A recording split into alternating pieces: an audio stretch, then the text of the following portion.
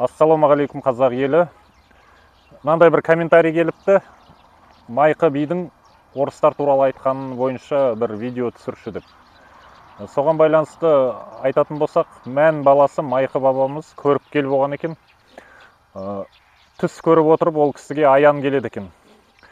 Сол бойынша мына кітапта, түп-тұқияннан өзіме шейін деген кітапта берілген мағлұматты сіздерге оқып берейін. Одан кейін ары қарай талқылаймыз. Майқы билік құрып отырып қалғып кетіпті.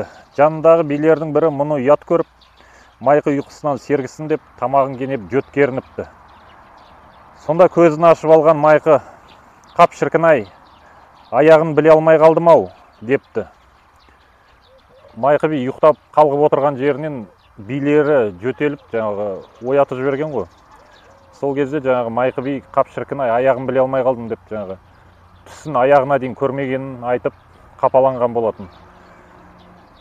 Қасындағы дүбірлері мен нөкерлері, билері оның түрі кетіп, түсі қашқанынан шошып үндемей алмапты.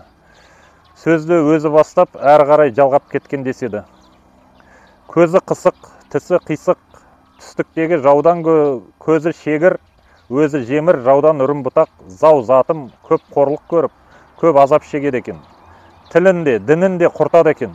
Аяғым біле алмай қалғанымды көрдіңдер ме? Ұрпағымның керегесі сөгіліп, көз жасы төгіліп, жігері құм болып, үгіліп, уығы қаламынан қарсы айырылып, шаңырағы шарт кетіп шайқалатын кез болады екен.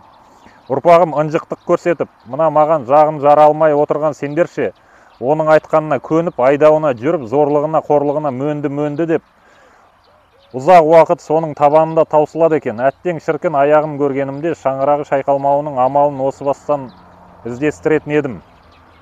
Біреуің тамағыңды кенеп, біреуіңді шенеп, жөтелдің бе, жөткеріндің бе, сәл сабырламадыңдар.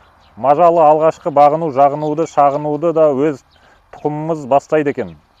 Көзі шегір, өзі жемір, жүмбас, талғаяқ, жегені жалғаяқ, жұрт елдің батысынан келеді екен, әттең дейді. Енді өздеріңіз түсінгендей, мына елдің батысынан келетін, көзі шегір, өзі жемір, ұлт қай ұлт, өзі жүмбас, талғаяқ, жегені жалғаяқ дейді. Бұл біздің көршілеріміз айтып отыр. Тілімізді, дінімізді ұмытып тұрған көршілеріміз, көрші мемлекет, қай мемлекет екенін өздеріңіз білесіздер. Осыны Майқы бабамыз пәленбай ғасыр бұрын айтып кеткен. Тілін, дінін бәрін ұмытып тұрады.